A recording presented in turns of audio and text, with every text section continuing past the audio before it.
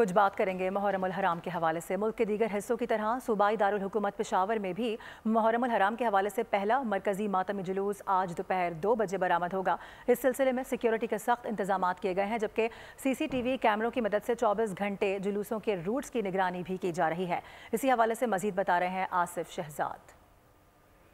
बिल्कुल, मुहर्रम उल हराम जो है पुरअमन तरीके पर जारी है। आज पेशावर में एक मरकजी जुलूस बरामद हो रहा है। इन जुलूसों की सिक्योरिटी के लिए 14,000 से ज़ायद पुलिस एहलकार तैनात किए गए हैं। पेशावर भर में जो सिक्योरिटी इंतजाम हैं वो सख्त किए गए। हमारे साथ जो ASP फ़कीराबाद मौजूद है, उनसे बात करेंगे। वो क्या कहते हैं? सर, क्या कहते हैं, क्या इंतजाम किए गए? पुलिस के लिए एक बड़ा चैलेंजिंग टास्क होता है, तो हमारा काम है उनको हिफाजत करना। तो इस सिलसिले में 14,000 से ज़ायद पुलिस एहलकार तैनात किए गए हैं। स्पेशल नाकाबंदियाँ की गई हैं जो कि मशकूक लोगों के ऊपर नज़र रखेंगी।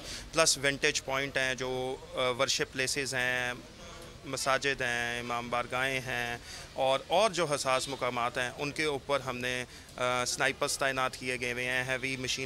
हैवी गन्स तैनात की गई हुई हैं।